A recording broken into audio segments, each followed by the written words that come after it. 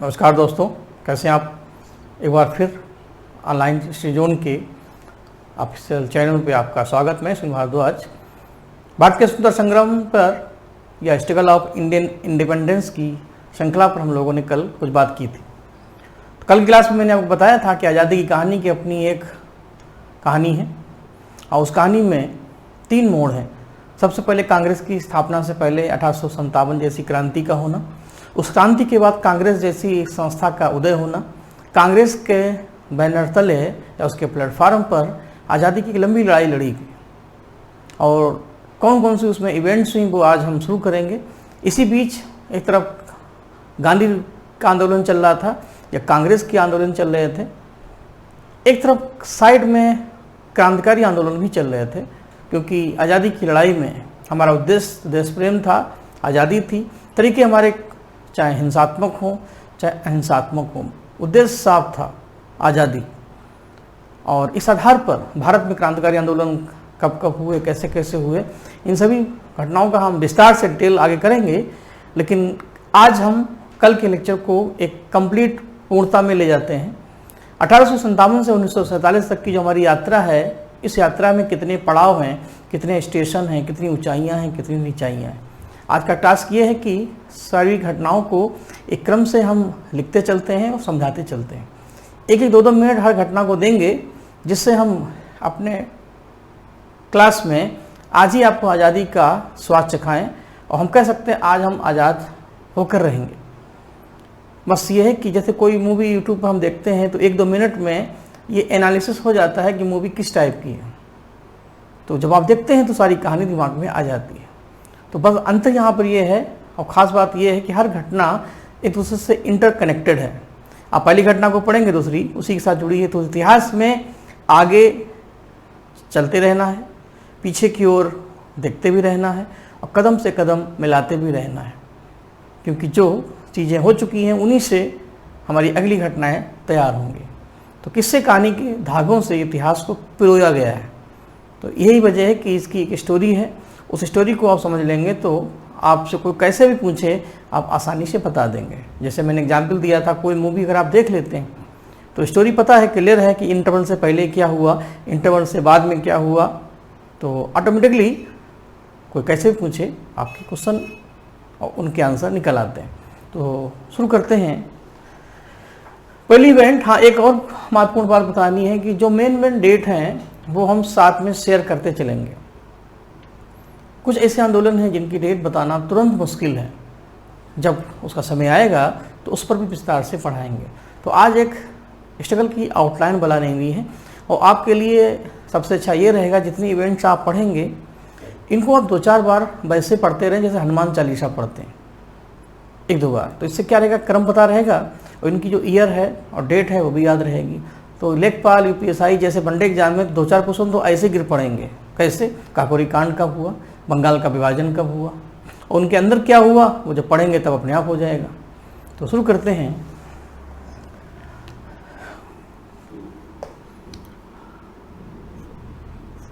दस मई या 10 मई 1857 और इवेंट है 1857 का विद्रोह, रिवोल्ट। यहाँ से हमें आज़ादी की गाड़ी को स्टार्ट करना है। ये आज़ादी का पहला स्टेशन है और बड़ा लेसन है, इसमें टाइम लगेगा। इसकी शुरुआत हम नेक्स्ट मुलाकात में, अगला वीडियो आपको जो मिलेगा उसमें होगा। बस एक समरी इसकी समझ लीजिए जिससे हम आगे बढ़ सकें। समरी ये है कि भारत में अंग्रेज़ों के विरुद्ध कई आंदोलन छुटपुट चलते रहे, लेकिन 1857 के विद्रोह के कई कारण थे, जिसमें सबसे महत्वपूर्ण कारण माना जाता है सैनिक कारण। सैनिक कारण का मतलब है बैरकपुर की छावनी में जो चर्बी लगे कारतूसों का विरोध हुआ, उसी मंगल पांडे जो एक नायक थे उन्होंने इस विद्रोह की शुरुआत की। बैरकपुर की घटना के कारण मेरठ में विद्रोह शुरू हुआ और 10 मई को मेरठ से ये विद्रोह की शुरुआत हुई।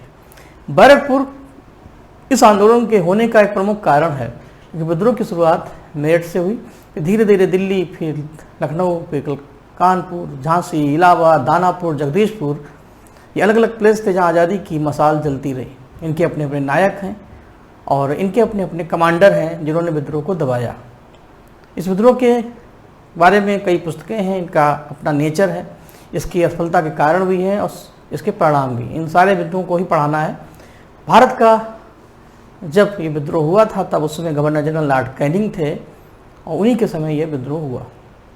इस विद्रोह के होने के कुछ समय के बाद अंग्रेज चाहते थे कि एक संस्था बने, एक प्लेटफार्म बने जिससे वो भारतीयों से मुलाकात करते रहें। ये विद्रोह होने की वजह ये थी कि अंग्रेज भारतीयों से स्विच ऑफ हो गए थे, कोई कनेक्शन नहीं था, इसीलिए 1.5-2 साल तक ये विद्रोह चला। आगे अंग्रेजों ने सीख लिया कि भारत में रहना है तो राधे राधे कहना है। अंग्रेजों को लगा कि भारतीयों से मिल बांट के रहना है। उसके लिए एक संस्था बनी जिसको हम भारतीय राष्ट्रीय कांग्रेस कहते हैं। इस संस्था के माध्यम से भारतीय अंग्रेजों से, अंग्रेज भारतीयों से जुड़े हैं और यहीं से कांग्रेस का उदय होता है। तो अगली इवेंट 28 दिसंबर 1885 भारतीय राष्ट्रीय कांग्रेस, इंडियन नेशनल कांग्रेस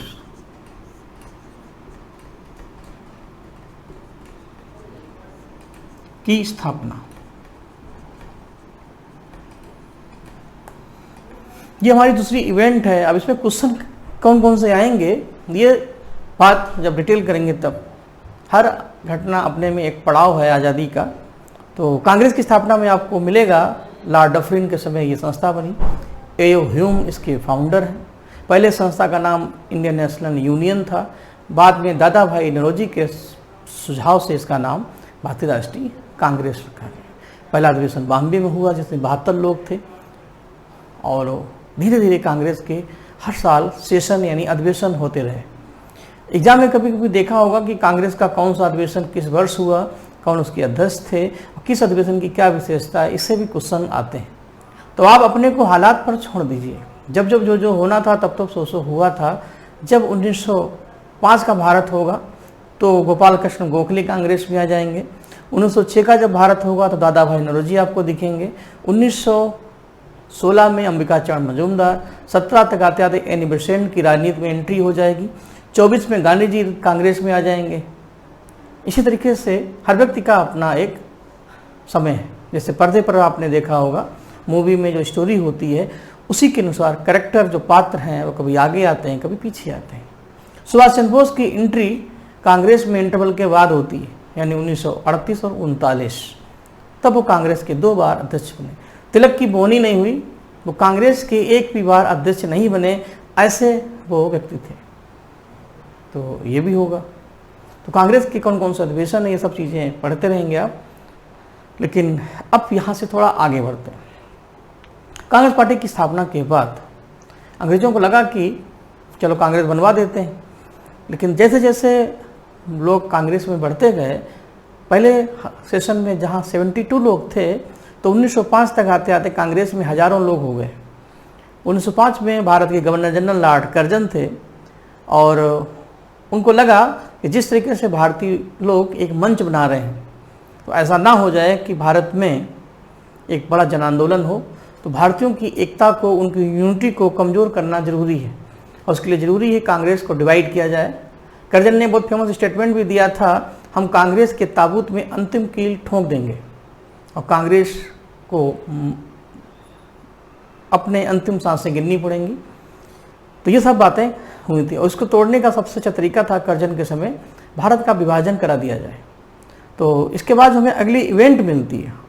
इतिहास का मतलब जो घटित होता है वही घटना है। तो हमें जहाँ जहाँ पड़ाव हुए, ट्रेन जब चलती है तो हर जगह नहीं रुकती, वो वहीं पर रुकती जहाँ ठहराव होता है, जहाँ कुछ लोग मिलते हैं। तो इस तरीके से जब अगली जर्नी पर चलेंगे तो हमारी अगली घटना जो मिलेगी वो है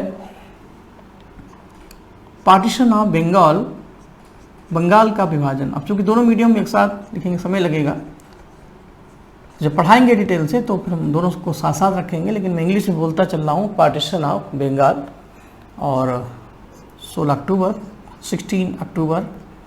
1905 लॉर्ड कर्जन के समय बंगाल का विभाजन हुआ। ये बंगाल एक बड़ा स्टेट था। यहाँ पर हम आपको बता रहे हैं, ये अगर भारत है तो बंगाल स्टेट ये रहा,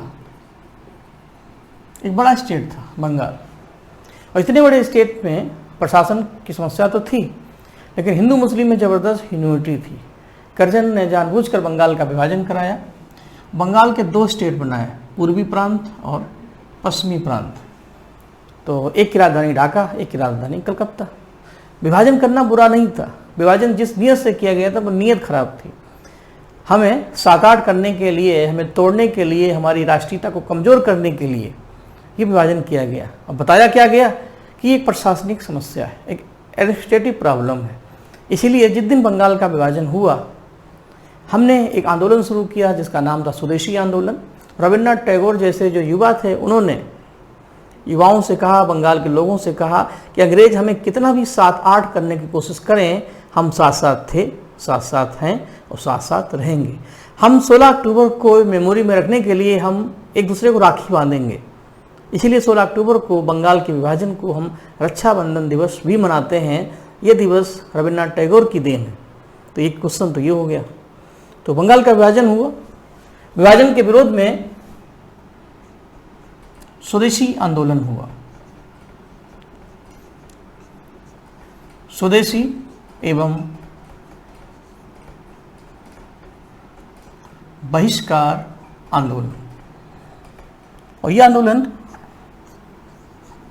1905 से स्टार्ट हुआ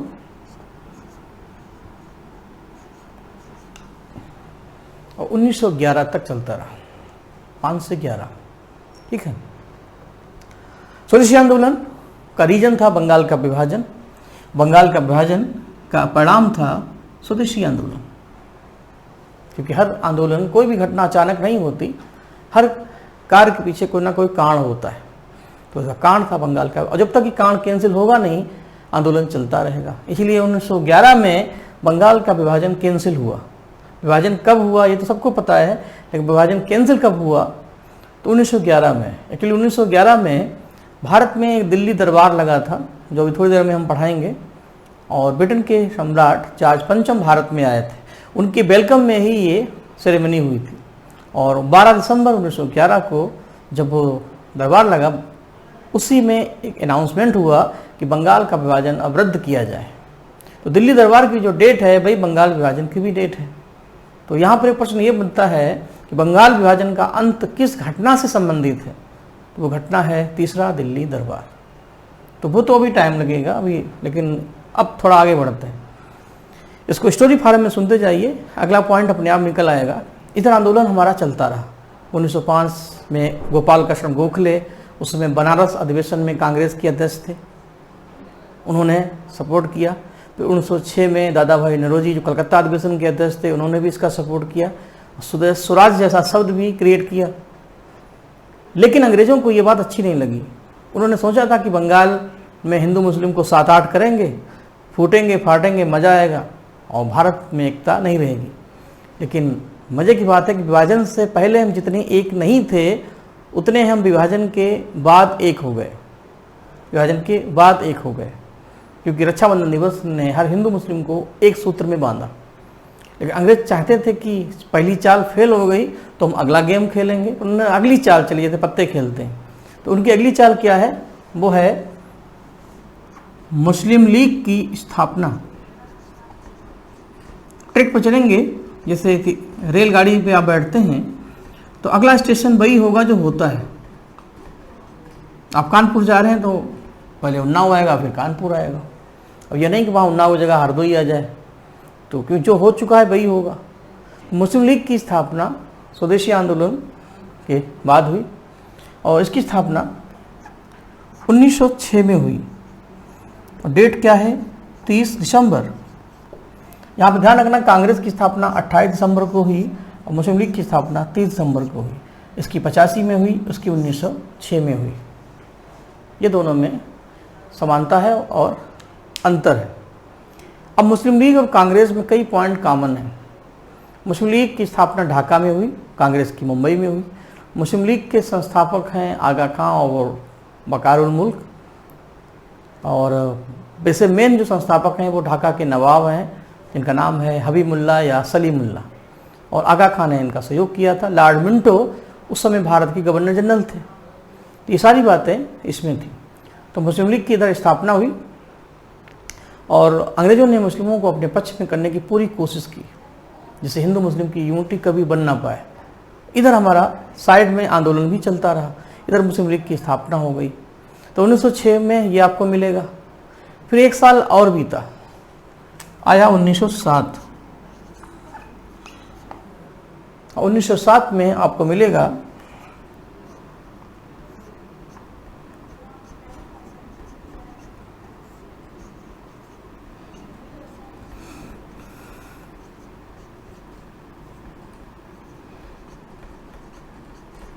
कांग्रेस का सूरत अधिवेशन, सूरत सेशन ऑफ कांग्रेस, सात से सूरत, 7 से 7, 1907 में हुआ।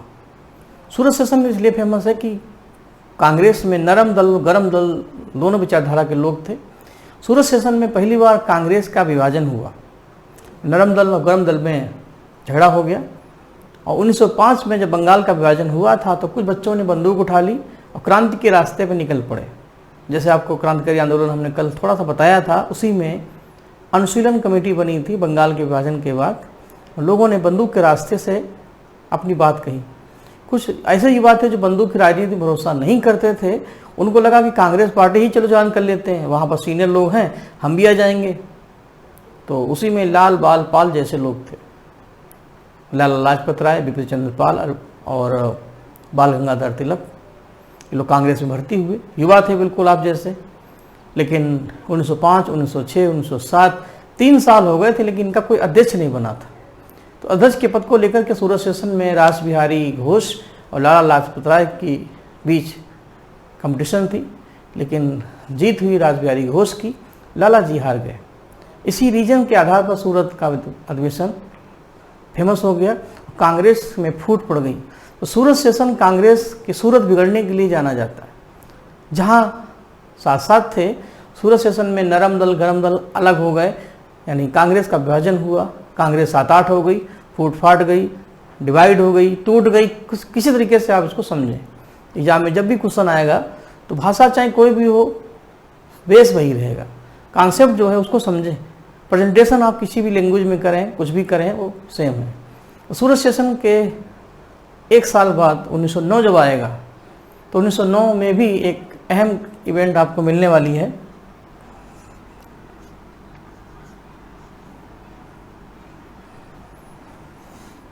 मिंटो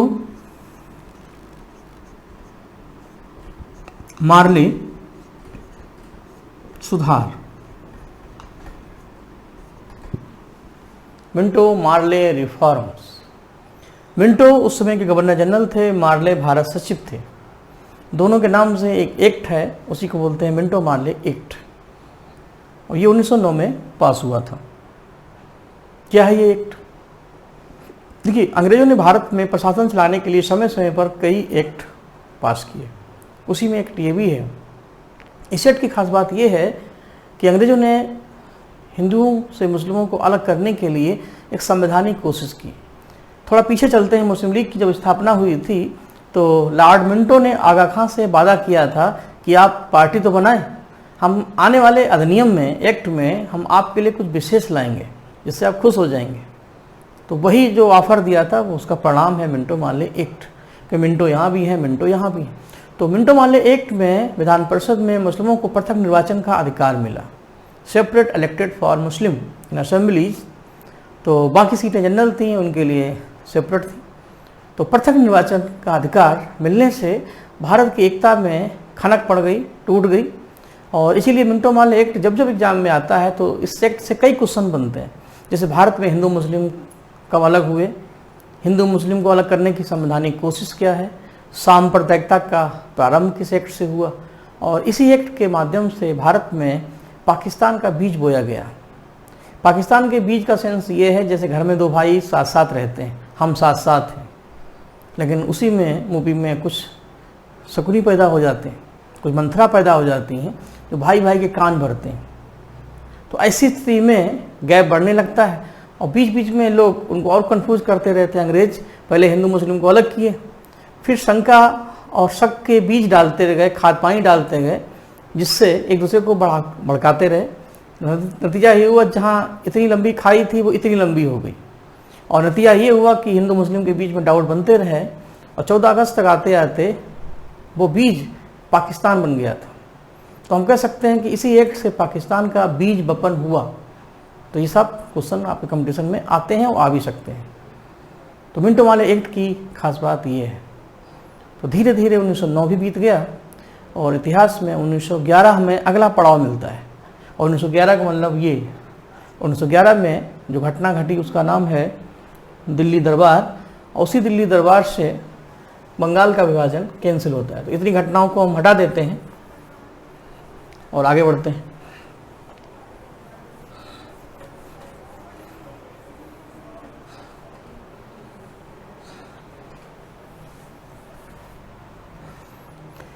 चलिए,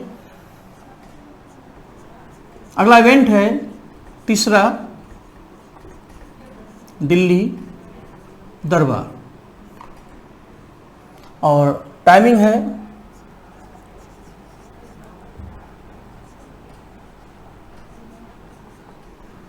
12 दिसंबर 1911 की दरबार हुआ था दिल्ली में।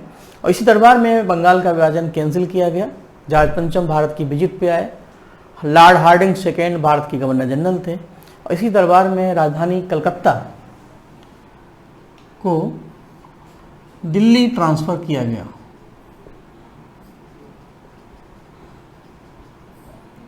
Capital transfer from Calcutta to Delhi. और बंगाल राज्य से 3 अलग राज्य बनाए गए, उड़ीसा, बिहार और असम। तो ये फेमस है। और इसी दिल्ली दरबार की जो डेट है, ये डेट बंगाल के विभाजन के कैंसिल होने की भी डेट है। तो इस तरीके से थोड़ा थोड़ा सुनते रहेंगे, विषय में रंग भरते रहेंगे, घेरा बनाते रहेंगे, तो इतिहास अपने आप तैयार हो जाएगा। क्योंकि इसको जितना आप सुनेंगे बार बार, फैक्ट्स रिवाइज होते रहेंगे, चीज़ें तैयार रहेंगी। इसीलिए इस तकनीक का हमने इस्तेमाल किया। इससे आप कम से कम एक बार मोटा मोटा तो जान ही जाएंगे। फिर जब पढ़ाना शुरू करेंगे डिटेल से, तो फिर हम अपने तरीके से इनको आगे पीछे जोड़ जाड़ के समझाते रहेंगे, जिससे आप कभी आगे जाएं, कभी पीछे जाएं, और चीज़ों के धागे हैं वो मजबूत हो जाएं। आगे बढ़ते हैं। अब अगली घटना आपको मिलेगी 1914 में। उस घटना का नाम है कामा गाटा मारू, क्योंकि बड़ा सेक्शन है। आज़ादी को पाने में हम लोगों को बरसों लगे, हमारे पास मिनट भी नहीं बचे हैं ज़्यादा। तो जाहिर बात है कि आज ही आज़ादी पानी है, आज़ादी खतरे में ना पड़ जाए, इसलिए थोड़ी सी स्पीड भी लेके चलना है, क्योंकि इन सबको विस्तार से पढ़ाना भी है। खाली अगर ऐसे बोलते चले जाएंगे तो 5 मिनट में हम आज़ाद हो जाएंगे, तो वो आज़ादी और ख़तरनाक है। थोड़ा थोड़ा सुनते रहिए, और जब आप पढ़ेंगे तो प्रश्न तो उठेंगे, स्वाभाविक है, लेकिन उनका उत्तर सही समय आने पर मिल ही जाएगा। तो 1914 के भारत में क्या हुआ था, फर्स्ट बड़वार की ये घटना है। अब कामागाटा मारू एक जापान का जहाज है, वाटरशिप है, जिसको किराए पर लिए करके ये जाने वाला था कनाडा, और कनाडा के रास्ते ये आने जाना था इसको अमेरिका, सैन फ्रांसिस्को, जहाँ गदर पार्टी का मुख्यालय है। हम ये भी कह सकते हैं कई क्रांतिकारी जो विदेश में जाकर के आज़ादी के लिए प्रयास करना चाहते थे, तो वही लोग ये जापान से जहाज किराए पे लिए, दक्षिण पूर्व एशिया से ये कनाडा गए, लेकिन कनाडा में इनको एंट्री नहीं मिली, जहाज वहीं खड़ा रहा। फिर ये फिर भारत आया, तो भारत में भी अंग्रेजों ने इनको एंट्री नहीं दी, तो ना घर के रहे ना घाट के रहे, और कई लोगों की जानें चली गई। इसी घटना को हम बोलते हैं कामा गाटा मारू। ठीक, इससे जो भी 2-4 क्वेश्चन बनते हैं वो दिख जाएंगे। देखते देखते हम और आगे बढ़ जाए। 1916 का भारत खास है, तो 1916 में हमें 1-2 घटनाएं मिलती हैं। तो क्या है घटनाएं, देखते हैं। 1916 में एनी बेसेंट और तिलक के प्रयास से एक आंदोलन शुरू हुआ था, जिसको हम बोलते हैं होम रूल आंदोलन।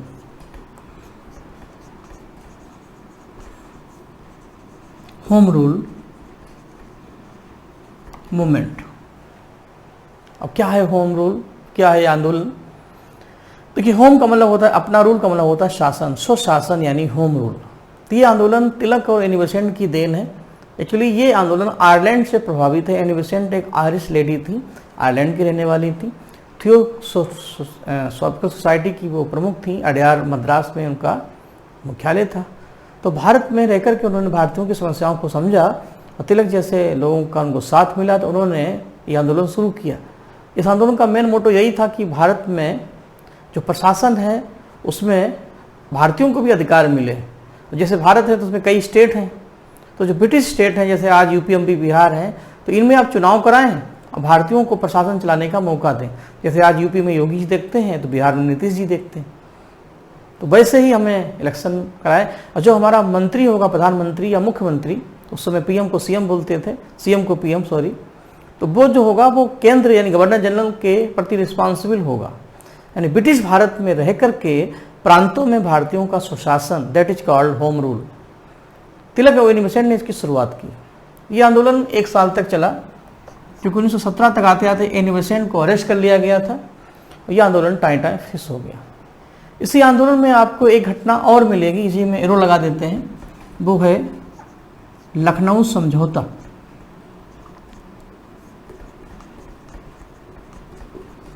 समझौता को इंग्लिश में बोलते हैं पैक्ट। ये भी आपका दिसंबर 1916 में हुआ। ये समझौता कांग्रेस और मुस्लिम लीग के बीच हुआ, क्योंकि इसी लखनऊ में ही दिसंबर 1916 में कांग्रेस का लखनऊ अधिवेशन हुआ था। ये भी हुआ था दिसंबर 1916। जब लखनऊ में अधिवेशन हुआ तो इसी अधिवेशन में कांग्रेस ने, मुस्लिम लीग ने एक दूसरे का हाथ पकड़ा। तो होम रूल आंदोलन के अंदर ही ये दोनों इवेंट्स आ जाएंगे, कि होम रूल आंदोलन की शुरुआत तो जून 1916 में हुई थी। सितंबर में एनिबेसेंट इसमें शामिल हुई।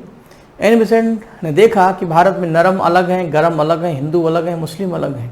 जब हमारी एनर्जी बिखरी होती है, 5 उंगलियां बिखरी हैं, तो इनमें पावर नहीं होती, इनको मिला दो, ये संगठन है। जयशंकर प्रसाद की बहुत फेमस लाइन है, शक्ति के विद्युत कण जो व्यस्त विकल बिखरे हैं, करो निरुपाय, समन्वय उनका करो समस्त, विजयनी मानवता हो जाए। जब आपकी जो गुडविल है, जो आपकी एनर्जी है, अगर वो बिखरी है, डाइवर्ट है, तो आप विजय नहीं प्राप्त कर सकते। जो आपके बेस्ट इमोशंस हैं, जो आपकी अच्छी चीज़ें हैं, उनको एक करिए तो आप जो चाहेंगे वो मिल जाएगा। ये मानवता की विजय का एक पुराना प्रमाण है। तो ये चीज़ यहाँ भी थी। तो 1916 में एनिबेसेंट और तिलक के प्रयास से नरम और गरम एक हो गए और हिंदू कांग्रेस भी एक हो गई, मुस्लिम लीग कांग्रेस भी एक हो गई। और इसी आधार पर हम ये भी कह सकते हैं सूरत सेशन और लखनऊ सेशन दोनों को मिला दें तो बन जाता है आपका, सॉरी मैं गलत बोल गया, सूरत सेशन और मिंटो मार्ले एक्ट। मैं यहाँ पर लिखने की कोशिश करता हूँ, सूरत सेशन में हिंदू और मुस्लिम, नरम और गरम अलग हुए थे। मैंने भी बताया था नरम और गरम अलग हुए। और मिंटो मार्ले एक्ट में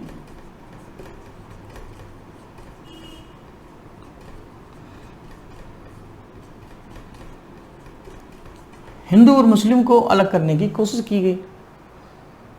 यानी 2 भाई थे उनको अलग किया गया, 2 वर्ग थे उनको अलग किया गया। लेकिन कब तक? जब तक वो अलग अलग हैं। तो दोनों को मिला दो बराबर 1916, क्योंकि 7 और 9 को मिलाने से 16 ही बनता है। ये 16 क्या है? लखनऊ। लखनऊ वैसे भी नजाकत और नफासत का शहर है, यहाँ लोग मिलते ज़्यादा हैं, टूटते कम हैं। तो लखनऊ अधिवेशन में जब हम साथ साथ हुए, अंबिकाचरण मजूमदार कांग्रेस के अध्यक्ष बने, तो एनिबेसेंट और तिलक ने अपने आंदोलन को मजबूती देने के लिए सभी बिखरे लोगों को एक किया। तो सूरत सेशन में 2 भाई अलग हुए थे, मिंटो मार्ले एक्ट में 2 वर्ग अलग हुए थे, और इस सेशन में सब एक हो गए। ये लखनऊ अधिवेशन की सफलता है। तो इतनी सारी बातें इसमें हैं। देखते देखते 16 से 17 आ गया। 17 में एनिबेसेंट की लोकप्रियता इतनी ज़्यादा थी कि उनको कांग्रेस का अध्यक्ष बनाया गया। तो 1917 में भारत की राजनीति में एनिबेसेंट का टेम्पो हाई था लोग एनी जैसे लखनऊ अधिवेशन के बाद अगला अधिवेशन कोलकाता में होना था। अब कौन अध्यक्ष बनेगा, प्रश्न ये था। अध्यक्ष वही बनेगा जो अधिक लोगों का प्रतिनिधित्व करता हो। एनी बेसेंट एक विदेशी मेम थी, एक गोरी महिला थी, लेकिन भारत में रहकर के उन्होंने वही काम किया था जो लगान मूवी में गोरी मेम ने किया था। वहाँ भुवन रूपी तिलक थे, यहाँ ये है। तो इसको अगर हम सिनेमा से समझाएं तो एनी बेसेंट ये लोकपिता के आगे सबके जीवा पर एक ही नाम था, मैं तो एनी एनी एनी, ये गाना भी है। तो एनी बेसेंट निर्विरोध अध्यक्ष बनी क्योंकि हवा उनके पक्ष में चल रही थी। तो कौन कब अध्यक्ष बना ये आपको रटना नहीं, हालात के अनुसार अपने को जोड़ देना है। इधर एनी बेसेंट अध्यक्ष बनी, इधर महात्मा गांधी भारत की राजनीति में आ चुके थे। लखनऊ अधिवेशन में भी उन्होंने लखनऊ में एंट्री की, यहीं से उन्होंने किसानों की समस्याओं को सुना। राजकुमार शुक्ल जो बिहार के नेता थे, उन्होंने गांधी जी को मिलने पर अपनी बात को बताया और गांधी जी ने चंपारण से अपनी आंदोलन की शुरुआत की। तो यहाँ से गांधी जी की भी शुरुआत होती है। तो भारत में गांधी जी ने दो तरीके से आंदोलन चलाए, लोकल आंदोलन और नेशनल आंदोलन। तो पहले तो जो उनके लोकल आंदोलन है वो तीन हैं, चंपारण आंदोलन, अहमदाबाद मिल मजदूर आंदोलन और खेड़ा आंदोलन। ये तीनों लोकल मूवमेंट थे, तीनों में सफलता उन्होंने पाई। तो तीनों को मैं एग्जिट लिख देता हूँ। चंपारण आंदोलन ये 1917 में हुआ, एक किसान आंदोलन था और इसी में महात्मा गांधी को महात्मा की उपाधि रविन्द्रनाथ टैगोर ने दी। अहमदाबाद मिल मजदूर आंदोलन, अहमदाबाद मिल वर्कर्स आंदोलन 1918, इसमें मिल वर्कर्स की जो वेतन और पेंशन की समस्या थी वो सॉल्व की। खेड़ा किसान आंदोलन, गुजरात के खेड़ा में किसान लोगों से जो लगान लिया जाता था उसको कम कराया गांधी जी ने। तो इस तरीके से ये तीनों गांधी जी के लोकल आंदोलन कहलाते हैं। देखते देखते 1919 आ गया। अंग्रेज भारत में चाहते थे कि गांधी जी की एक्टिविटी भी कम हो और जो क्रांतिकारी आंदोलन चल रहे थे साइड में उनको भी रोकने का प्रयास था। इसके लिए 1919 में मार्च के महीने में मिस्टर सिडनी रॉलेट के नाम से एक एक्ट बनाया गया, एक कमेटी बनी सिडनी रॉलेट, उन्हीं के नाम से रॉलेट एक्ट पास हुआ, जिसको बिना अपील, बिना वकील, बिना दलील वाला एक्ट कहते हैं। इसको काला कानून भी कहते हैं क्योंकि एक शक के आधार पर, शंका के आधार पर अगर आपको कोई अरेस्ट करता है तो अपने पक्ष में ना तो आप कहीं अपील कर सकते हैं, ना कहीं वकील कर सकते हैं, ना कहीं दलील दे सकते हैं। तो ये बिना वकील, बिना अपील, बिना दलील वाला काला कानून था। आज हमारे संविधान में ऐसा कुछ नहीं है। आज हमारे संविधान का अनुच्छेद 22 हमें गिरफ्तारी से संरक्षण देता है, अगेंस्ट प्रोटेक्शन अगेंस्ट अरेस्टिंग। अगर हमें कोई गिरफ्तार करता है तो हमें संविधान ने इतना अधिकार दिया है कि 24 घंटे के अंदर मजिस्ट्रेट के सामने पहुंचाना हमारा मूल अधिकार है और वहाँ पर अपने पक्ष में हमें वकील करने का अधिकार है, अच्छे सबूत कलेक्ट करने का अधिकार है, अपने को सिद्ध करने का अधिकार है, कोर्ट में बोलने का भी अधिकार है, माय लॉर्ड मैं बेकसूर हूँ। तो इसका मतलब है आज संविधान के अनुच्छेद 22 जो है वो रॉलेट एक्ट के विपरीत है। उसमें वकील भी है, अपील भी है और दलील भी है। ये है रॉलेट एक्ट। इसके विरोध में एक घटना घटी जो आप सबको पता है, वो है जलियांवाला बाग घटना। अमृतसर में 13 अप्रैल 1919 को ये घटना घटी। एक सामूहिक मर्डर प्लान था जिसमें बड़े स्तर पर भारतीयों की जानें गई। पूरे भारत में इसका विरोध हुआ।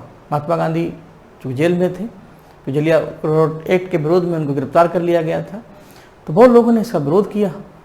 हर पब्लिक चाहता था कि इसका बदला लिया जाए, लेकिन आंदोलन शुरू कैसे हो। इसी बीच फर्स्ट वर्ल्ड वार जब हुआ था तो अंग्रेजों ने टर्की देश को जीत लिया था, टर्की या तुर्की। तो टर्की देश के जो खलीफा थे, जो सुल्तान थे, वो पूरे विश्व के मुस्लिम वर्ग के खलीफा कहलाते थे। यानी हम कह सकते हैं वो धर्म गुरु थे। पूरे वर्ल्ड के मुस्लिम उनका रिस्पेक्ट करते थे, आस्था के सिंबल थे, प्रतीक थे। तो टर्की देश को जब जीत लिया तो खलीफा की जो बादशाह थी वो घट गई, उनका एरिया सिमट के कुछ हिस्सों में रह गया। तो पूरे विश्व के मुस्लिम चाहते थे कि टर्की को आज़ादी मिले और खलीफा की जो बादशाह थे वो मेंटेन रहे। इसलिए विश्व के मुस्लिम भी नाखुश थे। यही वजह थी कि 1916 में जिन्ना ने कांग्रेस से हाथ मिलाया, जो क्योंकि हम तो दूध के जले थे, वो भी जल गए। तो 1919 में एक आंदोलन चला, एक मुस्लिम आंदोलन जिसका नाम है खिलाफत आंदोलन।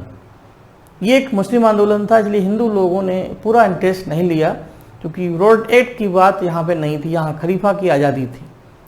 और बाद में महात्मा गांधी ने जब जेल से आज़ाद होकर दिल्ली खिलाफत सम्मेलन में पार्टिसिपेट किया, तो उन्होंने ही कहा कि वक्त आ गया है, लोहा गर्म है, घाव अभी सूखे नहीं हैं, तो बदला लिया जाए। और सब लोग मिलकर के अंग्रेज़ों का विरोध किए। लेकिन खिलाफत वर्ड्स को हटा दो, क्योंकि ये वर्ड्स मोटिवेट नहीं करता। इसका नाम रख दो असहयोग नॉन कॉपरेशन। और उस दिन के नाम से एक नया आंदोलन आ गया, असहयोग आंदोलन, जिसमें गांधी जी ने एक लंबी पारी खेली। तो दो आंदोलन यहाँ पर मैं शो कर रहा हूँ। सबसे पहले खिलाफत आंदोलन और उसके बाद असहयोग आंदोलन।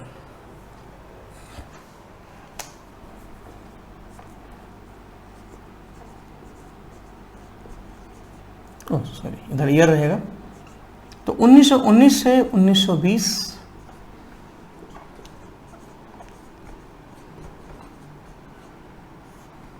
खिलाफत मूवमेंट। बाद में इसी आंदोलन के स्थान पर एक नया आंदोलन आ गया, असहयोग आंदोलन, जो 1920 से 1922 तक चला। अब इसकी टाइमिंग वगैरह मैं रोक देता हूँ, वो मैं जब डिटेल करूँगा तो बताऊँगा। ओवरऑल आप सुन सकते हैं। 1 अगस्त 1920 को ये आंदोलन शुरू हुआ और 12 फरवरी 1922 को ये कैंसिल हुआ। कैसे शुरू हुआ, कैसे ख़त्म हुआ, ये एक लंबी कहानी है। लेकिन असहयोग आंदोलन का जो अंत हुआ, वो घटना सबको पता है, चौरी चौरा इवेंट।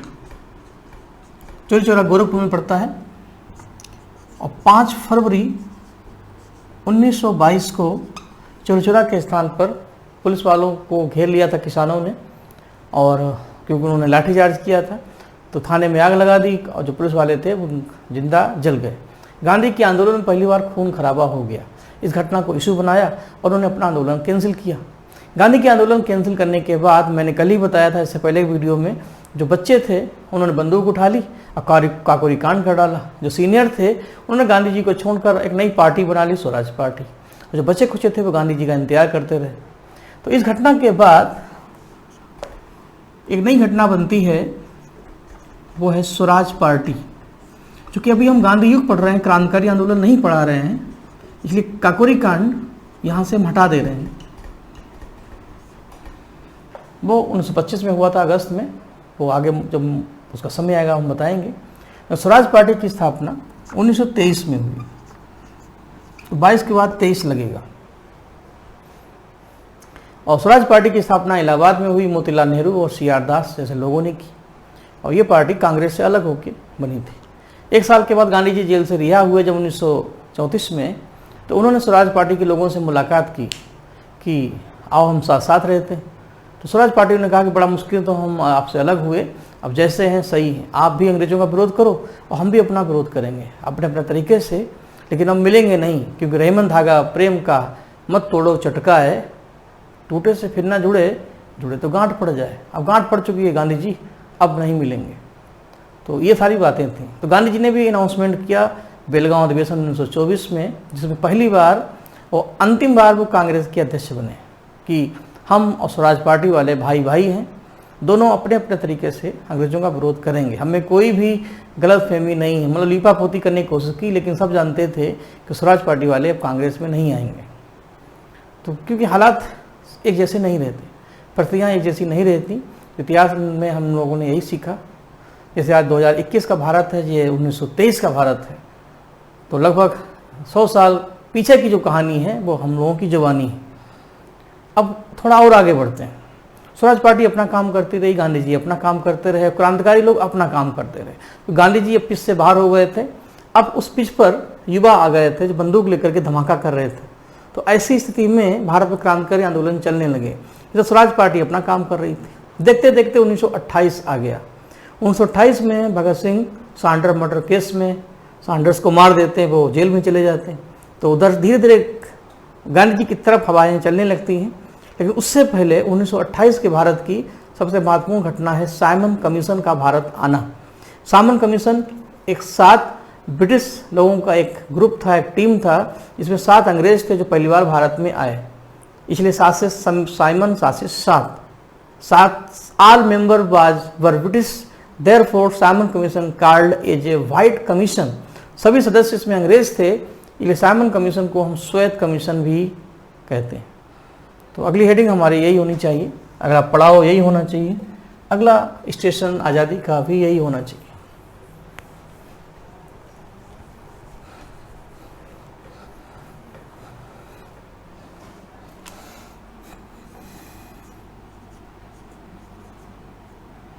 उन्नीस सौ 28 का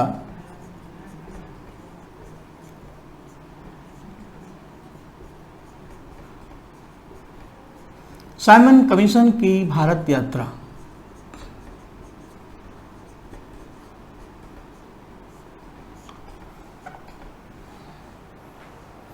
साइमन कमीशन भारत में आया था एक नए कानून के माहौल को देखने के लिए, लेकिन भारत में सभी लोगों ने इसका विरोध किया, क्योंकि साइमन कमीशन में कोई भारतीय नहीं था। तो हमने विरोध में कहा Simon go back, Simon go back, Simon go back. जगह जगह इसका विरोध हुआ। लाहौर में लाला लाजपत राय ने विरोध किया, लाठीचार्ज हुआ, वो भी हो गए गो बैक। तो भगत सिंह ने सैंडर्स को कर दिया गो बैक। सैंडर्स का शार्प की लाठी से डेथ हुई थी, लेकिन डेथ हुई सैंडर्स की। तो भगत सिंह लाहौर मर्डर केस में इन्वॉल्व हो गए। 23 मार्च 1931 को उनको भी फांसी हो गई। इधर साइमन कमीशन का विरोध हुआ। देखते देखते भारत के नए गवर्नर जनरल बने लॉर्ड इरविन, और उन्होंने नमक पर टैक्स लगा दिया। इसी बीच थोड़ा सा और पीछे चलते हैं। जब साइमन कमीशन का विरोध हुआ तो अंग्रेजों ने भारतीयों को एक चैलेंज दिया कि भारत में एक नया संविधान बनाने के लिए कमीशन भारत में आया है, आप उसको मौका नहीं दे रहे हैं, या तो हमें हमारा काम करने दो, यानी संविधान बनाने दो, और नहीं तो तुम लोगों को अगर दम है, कैपेसिटी है, हिम्मत है, क्षमता है तो बना के दिखा दो। अब तुम भारतीय तो बना नहीं सकते हो, तो जाहिर सी बात है कानून तो बनेगा ही। एक चैलेंज दिया, ओपन चैलेंज। उन्होंने हमारी भारतीयों की प्रतिभा पर संदेह था, भारतीयों को 2 दर्जे का समझते थे। तो lord Birkenhead gave a challenge to Indian for making the constitution. Bharat सचिव लॉर्ड बर्कनहेड थे, उन्होंने भारतीयों को चैलेंज दिया कि आप बना के दिखाएं। उस चैलेंज को हमने अडॉप्ट किया, और जितने भी विरोधी थे सब एक हो गए। देखिए अभी क्या है, हम भारत पाकिस्तान, आप कांग्रेस बसपा, इनके लिए लड़ते हैं आपस में, लेकिन जब भारत पर कोई अटैक करता है, चीन करे चाहे पाकिस्तान करे, भारत की यूनिटी को कोई डिस्टर्ब करता है, जब कारगिल जैसे युद्ध होते हैं, हमारे सैनिकों की क्षमता पर कोई संदेह करता है, तब हम साथ हो जाते हैं, भले 7-8 हो। हम सिंपल भाषा में कहें, बच्चों में भले ना आपस में ना बनती हो, लेकिन कोई पिता को गाली देता है तो हम उसको तोड़ देते हैं, हम साथ हो जाते हैं, भले ही बाद में फिर 7-8 हो जाए। ये हमारी एकता है। हम खंड खंड हैं, लेकिन फिर भी हम अखंड हैं। तो साइमन कमीशन के विरोध में नेहरू रिपोर्ट तैयार हुई। नेहरू का मतलब यहाँ मोतीलाल नेहरू है। ये रिपोर्ट भी 1928 में आई है। 1928 का भारत है, ये ध्यान रखिएगा, किस किस ईयर में क्या क्या घटनाएं घटी। तो नेहरू रिपोर्ट को अंग्रेजों ने देखा, ये हमारा पहला संविधान भी है, यहीं से संविधान की शुरुआत होती है। इस रिपोर्ट में कई ऐसी बातें जो आज संविधान में हैं, वो हम आगे संविधान में बताते रहेंगे। फिलहाल आगे बढ़ते हैं, क्योंकि अगली घटना के लिए हमें जानना जरूरी है हो क्या रहा है। तो जब अंग्रेजों ने नेहरू रिपोर्ट का बायकॉट किया, तब हमने कांग्रेस का लाहौर अधिवेशन शुरू किया, और लाहौर अधिवेशन में हमने एक नया लक्ष्य रखा, पूर्ण स्वराज। और लाहौर अधिवेशन नेहरू रिपोर्ट के बाद आता है। तो अगली इवेंट जो मिलेगी वो है कांग्रेस का लाहौर सेशन। आज का जो आपका वीडियो है थोड़ा सा बड़ा होगा, उसकी वजह यही है कि आज़ादी को किस्तों में देना सही नहीं। अब इतनी घटनाएं हैं, मैंने कहा था बरसों लगे आज़ादी को पाने में, हमें कुछ मिनट तो मिले। तो वही चीज़ यहाँ पर भी है। तो हम चाहते हैं कि बाकी की जो बातें हैं वो भी 10-15 मिनट में हम कोशिश करते हैं समझाने की। बाकी एक एक को, यही आपकी हेडिंग है, यही सब आपके फोल्डर हैं, और इन्हीं को पढ़ाना है, और इसी आधार पर आगे बढ़ते हैं। तो कांग्रेस का लाहौर अधिवेशन हुआ। इसी अधिवेशन के अध्यक्ष थे जवाहरलाल नेहरू। और इस अधिवेशन में पहली बार नेहरू जी ने एक वर्ष निकाला था स्वराज, और इस आधार पर यह आंदोलन शुरू हुआ। लाहौर अधिवेशन में प्लान ये बना कि अब वक्त आ गया है कि नया आंदोलन शुरू किया जाए। महात्मा गांधी भी 1922 से राजनीति से बाहर थे, तो इसी परिस्थितियों के आधार पर एक नया आंदोलन शुरू हुआ जिसका नाम है सविनय अवज्ञा आंदोलन। इंग्लिश में इसको बोलते हैं सिविल डिसओबीडियंस मूवमेंट। ये आंदोलन गांधी जी ने 2 बार शुरू किया, ये फर्स्ट है, सेकेंड शुरू होगा 1932 में। तो मार्च 1930 में यह आंदोलन शुरू हुआ। इस आंदोलन में आप कई आंदोलन पढ़ेंगे, जैसे दांडी यात्रा इसी आंदोलन में है, नमक सत्याग्रह इसी आंदोलन में है, धरसाना आंदोलन इसी में है, खुदाई खिदमतगार इसी में है। एक नमक आंदोलन था, नमक पर कर लगाया था। नमक तो एक बहाना था, गांधी को दोबारा आना था। यानी इस आंदोलन से गांधी ने अपनी दूसरी राजनीतिक पारी शुरू की। 1 साल के आसपास तक ये आंदोलन चला, 30 से 31। और जब ये आंदोलन शुरू हुआ तो भगत सिंह जेल में थे, तो उनकी फांसी की डेट फाइनल हुई, तो जनता जो थी वो डाइवर्ट हो गई, तो लोग गांधी की जगह भगत सिंह की तरफ मुड़ गए। नमक का मुद्दा ठंडा पड़ गया। तो ऐसी स्थिति में गांधी इरविन ने एक दूसरे से मुलाकात की, और उस मुलाकात का नाम है गांधी इरविन समझौता, यानी गांधी इरविन पैक्ट। ये पैक्ट 5 मार्च 1931 को हुआ था, 5 मार्च 1931। इसको दिल्ली समझौता भी कहते हैं, क्योंकि दिल्ली के राष्ट्रपति भवन में हुआ था, जहां पहले गवर्नर जनरल रहते थे। इसी समझौते में गांधी जी ने अपना आंदोलन कैंसिल किया, और लंदन में जो गोलमेज सम्मेलन चल रहे थे, उस पर भी आते हैं, उस पर जाने को तैयार हुए। गोलमेज सम्मेलन का मतलब यहाँ ये है कि जब साइमन कमीशन को भारत से हमने हटा दिया, तो भारत में एक नया कानून तो बनना था। तो 1919 का अधिनियम काफ़ी दिन से चल रहा था, उसकी जगह पर एक नया कानून आना था। और तो ऐसी स्थिति में भारत में माहौल सही नहीं था, तो सभी दलों के प्रमुख नेताओं को लंदन बुलाया गया, और वहीं पर मीटिंग हुई। तो इसको बोलते हैं गोलमेज सम्मेलन, राउंड टेबल कॉन्फ्रेंस। पहला 1930 में हुआ था, तब गांधी जी का नमक आंदोलन चल रहा था, तो कांग्रेस ने इसमें हिस्सा नहीं लिया। कांग्रेस एक बड़ी पार्टी थी जिसमें हजारों मेंबर थे, तो कांग्रेस अगर नहीं जाएगी तो आंदोलन टाइफिस हो गया। फिर दूसरा गोलमेज सम्मेलन होना था, उसके लिए गांधी को मनाना था, कांग्रेस को ले जाना था। तो इरविन ने गांधी से इसीलिए मुलाकात की कि छोड़ो नमक वमक, आओ बैठते हैं, बात करते हैं। तो इसी मीटिंग में ये तय हुआ कि आप लंदन जाएंगे। भगत सिंह की फांसी को लेकर के गांधी ने प्रयास तो किए, लेकिन अंग्रेजों ने कहा कि मेरे पास सबूत हैं और हम उनको रिहा नहीं कर सकते। तो जो भी रीजन हो, फिलहाल भगत सिंह की फांसी को गांधी बचा नहीं पाए, इसलिए लोगों ने उनका भी विरोध किया। कांग्रेस के कराची अधिवेशन में भगत सिंह का पूरी तरीके से बायकॉट किया गया, गांधी जी का, और उसके बाद वो लंदन रवाना हो गए। इस घटना के बाद हमें चलना है लंदन, और अगली घटना होगी गोलमेज सम्मेलन, राउंड टेबल कॉन्फ्रेंस। गोलमेज सम्मेलन लंदन के सेंट जेम्स पैलेस में हुए, और इसमें कौन कौन से मेंबर हैं ये सारी बातें आगे पढ़ाते रहेंगे, लेकिन गोलमेज कॉन्फ्रेंस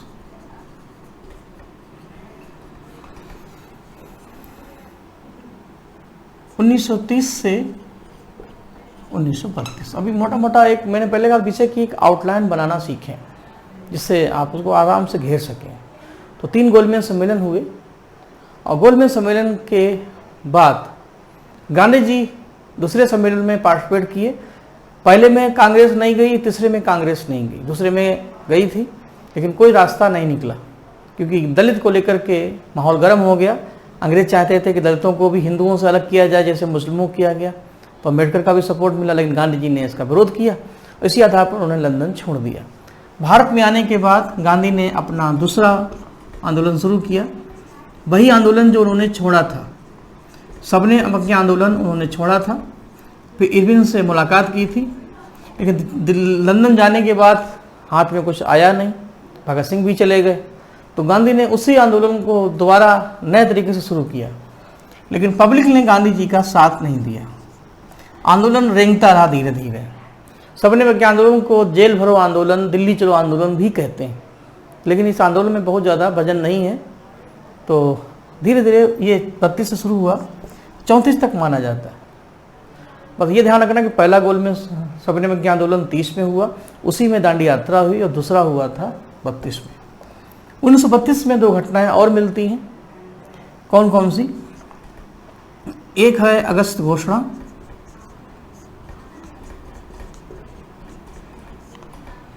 और दूसरी है इसी के साथ पूना समझौता।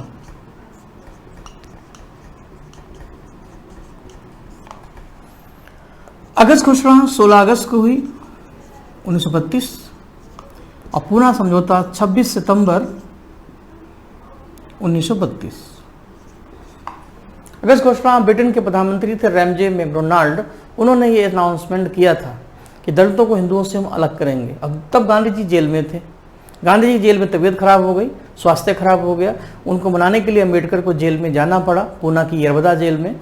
गांधी अम्बेडकर के बीच में जो समझौता हुआ दलित वर्ग को लेकर, that is called Poona pact, उसी को पूना समझौता कहते हैं।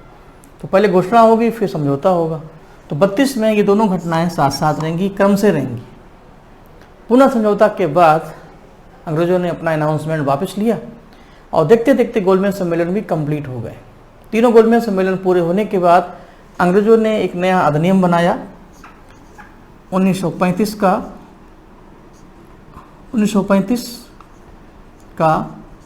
अधिनियम, एक्ट 1935।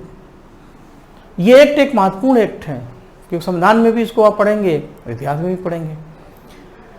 ये एक्ट इसलिए इम्पोर्टेंट है कि हमारे संविधान को बनाने में इस अधिनियम की महत्वपूर्ण भूमिका रही है। हमारा 70% संविधान अकेले इसी से बना है। जब आप संविधान के स्रोत पढ़ेंगे तो इसमें बहुत चीज़ें हम आपको बताएंगे। तो लेकिन यहाँ हम इतिहास की बात करें, इस अधिनियम के आधार पर भारत में चुनाव हुए। हमारी जो मांग होम रूल वाली थी अब पूरी हुई, क्योंकि भारत में अगर रहना है अंग्रेजों को तो राधे राधे कहना है। राधे राधे का मतलब है भारतीयों को लेके चलना है।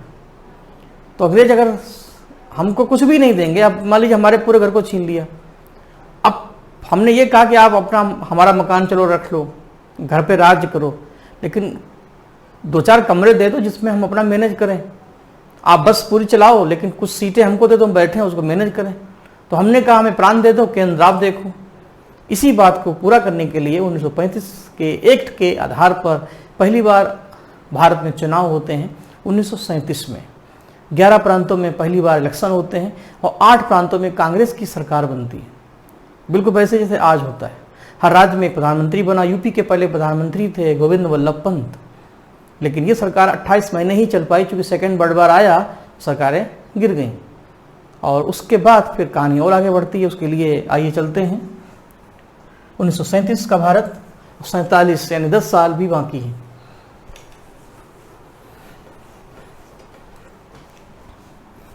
(1937) का भारत है, और पहले प्रांतीय चुनाव होंगे। 2-4 घटनाएं ऐसी हो सकती हैं जो इधर उधर चली गई हों, वो गई नहीं है, वो इन्हीं के अंदर इनबिल्ट हैं। जब आप पढ़ेंगे डिटेल से तो अपने आप निकल के बाहर आ जाएंगे। हमने कोशिश ये की है कि जो मेन जो माइलस्टोन है आज़ादी के, जो मील के पत्थर हैं, उनको कम से कम बताया जाए। तो पहले प्रांतीय चुनाव हुए, और इनका आधार है अधिनियम 1935। इस चुनाव के 28 महीने के बाद 1939 में मार्च के महीने में कांग्रेस का त्रिपुरी अधिवेशन हुआ। त्रिपुरी अधिवेशन, और इस अधिवेशन में सुभाष चंद्र बोस और गांधी जी का झगड़ा हुआ। इससे पहले 1938 में 1938 में सुभाष चंद्र बोस हरिपुरा में कांग्रेस के अध्यक्ष बने थे, और 1 साल के बाद फिर वो अध्यक्ष बने।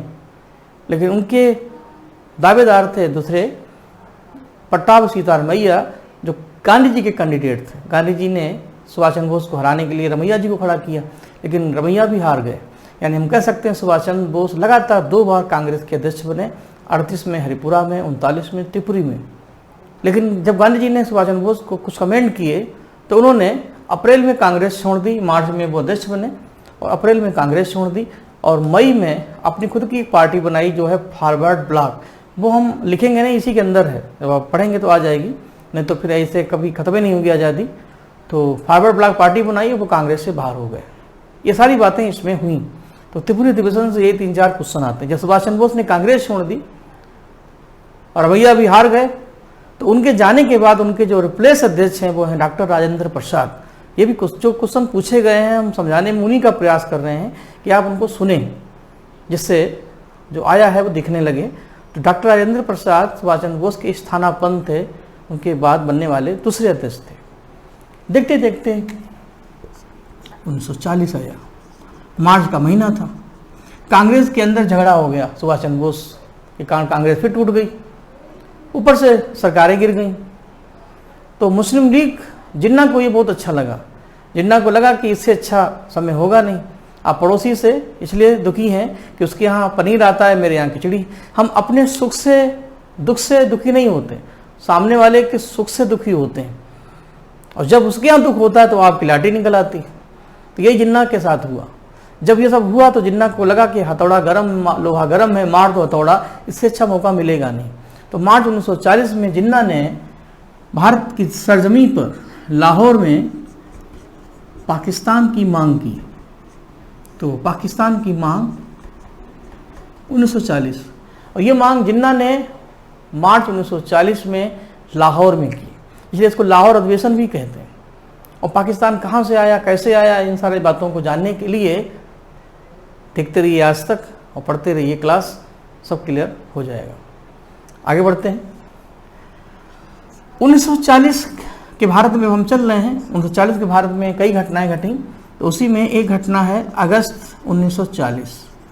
आपके एग्जाम में कई घटनाएं अगस्त से आती हैं, तो जब पढ़ाना शुरू करेंगे तो अगस्त का भी एक फोल्डर बनाएंगे। तो अगस्त 1940 में है अगस्त घोषणा, जैसे अगस्त घोषणा, अगस्त प्रस्ताव है, अगस्त आंदोलन, अगस्त क्रांति, अगस्त दिवस। तो ये अगस्त प्रस्ताव है। क्या है प्रस्ताव? सेकंड वर्ल्ड वॉर में ब्रिटेन हिटलर और जर्मनी के अगेंस्ट युद्ध में घिर गया था। भारत में अंग्रेज चाहते थे कि भारतीय भी उनका सपोर्ट करें। तो भारत के गवर्नर जनरल उसमें थे लिन लिथगो। उन्होंने भारतीयों को ऑफर दिया कि आप युद्ध में हमारा साथ दें, सपोर्ट करें। युद्ध जीतने के बाद हम कुछ चीज़ें ऐसी लाएंगे जिससे आप खुश होंगे। लेकिन हम उनके झांसे में, बेवकूफ़ी वाले इस प्रोजेक्ट में शामिल नहीं हुए, क्योंकि हम जानते थे अंग्रेज कुछ देंगे नहीं, कि लॉलीपॉप है, दिखाएंगे लेकिन खिलाएंगे नहीं। तो ये प्रस्ताव यही था। देखते देखते और आगे बढ़ते हैं। 17 अक्टूबर 1940 का भारत देखिए। 40-40 3 घटनाएं हैं, 40-40-40। 1940 में महात्मा गांधी जो चुपचाप बैठे थे, उनके अंदर भी कुछ चलने लगा कि हम भी कुछ करें, क्योंकि बहुत दिन से शांत बैठे थे। तो ऐसी स्थिति में उन्होंने भी एक आंदोलन शुरू किया जिसका नाम है पर्सनल यानी व्यक्तिगत सत्याग्रह आंदोलन। व्यक्तिगत सत्याग्रह आंदोलन गांधी ने शुरू किया, लेकिन यह आंदोलन उतना सफल नहीं हुआ, क्योंकि पब्लिक ने अभी भी गांधी जी का सपोर्ट नहीं किया। क्योंकि जो क्रांति होती है वो अंदर से होती, धक्का देके नहीं होती। तो विनोबा भावे, जवाहरलाल नेहरू जैसे सत्याग्रही थे जो इसमें शामिल हुए, यही 2-4 क्वेश्चन आते हैं। तो ये आंदोलन भी उतना सफल नहीं हुआ। देखते देखते गांधी जी ने भी इंतजार किया कि लोहा गर्म हो, माहौल बने। तो माहौल बना, कब बना? 1940 के बाद हमें इतिहास में मिलता है 1942। 1942 तक आते आते अंग्रेज चाहते थे कि किसी भी कीमत पर भारतीयों को युद्ध में शामिल करो, वो हमारा पूरा सपोर्ट करें। तो इस बात को पूरा करने के लिए मार्च 1942 में एक मिशन भारत में आया, उसका नाम है क्रिप्स मिशन। क्रिप्स मिशन की भारत यात्रा, ये मिशन भारत में आया और इसने भारतीयों से आज़ादी के लिए बात की। लेकिन इस मिशन से भी कुछ सलूशन निकला नहीं, क्योंकि हम उनके झांसे में नहीं आए। बाद में जब वो चला गया मिशन, तो पब्लिक भी चाहती थी कि अब एक आंदोलन शुरू किया जाए, क्योंकि अब लोहा गर्म हो गया था। तो उसी आंदोलन का नाम है भारत छोड़ो आंदोलन, क्विट इंडिया मूवमेंट। अब हम आज़ादी की तरफ आ चुके हैं। ये आंदोलन अगस्त में शुरू हुआ था, इसलिए इसको अगस्त क्रांति कहते हैं। और ये 1945 तक चलता रहा। 1945 तक ये आंदोलन चला और 45 के बाद लॉर्ड वेबल जो भारतीय गवर्नर जनरल थे, उन्होंने जून 1945 में एक प्लान बनाया जिसका नाम है बेबल प्लान, बेबल की योजना। इस योजना के आधार पर सभी नेताओं को रिहा किया गया और उनको शिमला में बुलाया गया। बेबल भी चाहते थे कि अब भारतीय सभी नेताओं को एक जगह किया जाए और आगे का कुछ रास्ता बनाया जाए। तो शिमला सम्मेलन भी 1945 में ही हुआ। ये दो घटनाएं 45 की हैं। शिमला सम्मेलन एक भारतीयों का सम्मेलन था, लेकिन जिन्ना ने इस सम्मेलन में कुछ गलत बातें की, जिसके कारण यह आंदोलन सांप्रदायिकता के रूप में चढ़ गया और कांग्रेस पार्टी कुछ कर नहीं पाई और हम जहाँ पे चले थे वहीं पे आ गए। तो देखते देखते 1946 आया। ब्रिटेन में नए चुनाव हुए। क्लीमेंट एटली ब्रिटेन के नए प्रधानमंत्री बने। उनके प्रधानमंत्री बनने के बाद पूरे इंटरनेशनल बिरादरी में एक प्रेशर था कि अंग्रेज़ों को अब भारतीयों को आज़ादी दे देनी चाहिए। तो ऐसी स्थिति में एटली के पास एक प्रेशर था। उसी प्रेशर को सॉर्ट आउट करने के लिए एक मिशन उन्होंने भारत में भेजा, जो आपने सुना होगा, कैबिनेट मिशन की भारत यात्रा। ये मिशन, जितने मिशन भारत में आए वो सब मार्च में आए, क्योंकि M for March, M for mission. ये मिशन ब्रिटेन के प्रधानमंत्री एटली के कैबिनेट का मिशन था, उनके मंत्रिमंडल का मिशन था। जैसे मोदी जी का कैबिनेट है तो एटली प्रधानमंत्री थे, तो उनके मंत्रिमंडल से, एटली के मंत्रिमंडल से क्रिप्स, लॉरेंस और अलेक्जेंडर, ये लोग भारत में आए। लॉरेंस इसके हेड थे। और इसी मिशन के आधार पर ही भारत में संविधान सभा का गठन हुआ, चुनाव हुए और भारत के आज़ादी का रास्ता साफ हुआ। इसी बीच जून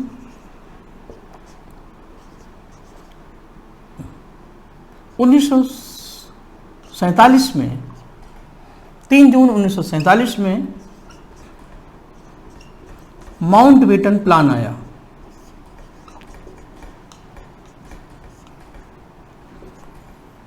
क्योंकि समय ज़्यादा हो रहा है, इसलिए हम अब सीधे फाइनल डिसीजन पर ही आ रहे हैं। पढ़ाएंगे तो सारी चीज़ें अपने आप आ जाएंगी। कैबिनेट मिशन के जाने के बाद एटली ने घोषणा की कि हम जून 1948 तक भारत को आज़ादी दे देंगे। इस बात को पूरा करने के लिए माउंटबेटन भारत के नए गवर्नर जनरल बने और 3 जून को उन्होंने एक योजना दी, जिसको 3 जून की योजना भी कहते हैं। और इस योजना के आधार पर ही भारत पाकिस्तान में जनमत संग्रह हुआ, पब्लिक से क्या चाहती है। उसी के आधार पर सी राजगोपालाचारी फार्मूला 1944 में आया था, जो हमने यहाँ नहीं बताया, उसकी जरूरत आगे पड़ेगी। तो CR फार्मूले के आधार पर भारत का बंटवारा हुआ, रेड क्लिफ कमीशन बनाया गया और उसी के आधार पर स्वतंत्रता अधिनियम विधेयक पास हुआ। और माउंटबेटन जो भारत के अंतिम वायसराय या गवर्नर जनरल थे, वो भारत के पहले गवर्नर जनरल बनते हैं। 14 अगस्त को पाकिस्तान आज़ाद हो जाता है। जिन्ना उसके पहले राष्ट्रपति बनते हैं और लियाकत अली पहले प्रधानमंत्री बनते हैं। और स्वतंत्र भारत की शुरुआत 15 अगस्त को होती है, जब माउंटबेटन भारत के नए महामहिम गवर्नर जनरल बनते हैं। क्योंकि राष्ट्रपति के पद पर उसमें कोई नहीं था, राष्ट्रपति को ही हम गवर्नर जनरल कह सकते हैं। और वो जून 1948 तक भारत में रहे। उनके जाने के बाद भारत के दूसरे गवर्नर जनरल स्वतंत्र भारत के सी राजगोपालाचारी बने, लेकिन वो पहले भारतीय गवर्नर जनरल भी थे। क्रम में दूसरे थे, लेकिन पहले भारतीय थे। वो तब तक रहे जब तक राजेंद्र प्रसाद भारत के पहले राष्ट्रपति नहीं बने। ये सारी बातें हम आपको संविधान में बताएंगे जब संविधान सभा की स्थापना पढ़ाएंगे। तो ये है आज़ादी का अंतिम स्टेशन। इसी के बाद हम आज़ाद हुए। इतनी सारी बातें हैं और 1 घंटे के आसपास, यानी 60 मिनट कम से कम देने थे। और कहीं कहीं थोड़ा सा स्पीड हमने बढ़ाया। उसकी वजह है कि चीज़ों को टाइम से पूरा करना था। तो 2-4 घटनाएं अगर मिस भी हो गई हैं तो मिस नहीं हुई, वो हमने इनके अंदर ही सेट की हैं। एक मोटा मोटा ग्राफ अंदाज़ा मिल गया। अब आप इन्हीं को 2-4 बार देख लें, पढ़ लें। और जो बच्चे हैं जो रिकॉर्ड वीडियो देख रहे हैं, तो उनको हम सलाह देंगे कि कॉपी पेन लेके भी बैठें। जो आपको दिख रहा है वो लिखते भी चलें। लिखने से चीज़ें याद, जैसे मैं समझा रहा हूँ आप लिख लें, फिर आगे के इवेंट लिख लें, तो आपका एक होमवर्क भी बन होता रहेगा और बीच बीच में उनको देखते रहें। तो हमारी मुलाकात अब आपसे इस लेसन में, इस सब्जेक्ट में इसी क्रम से होगी। ये एक लेक्चर प्लान है और इसी क्रम से बढ़ेंगे और इसी आधार पर फिर मिलते हैं। नमस्कार, जय हिंद।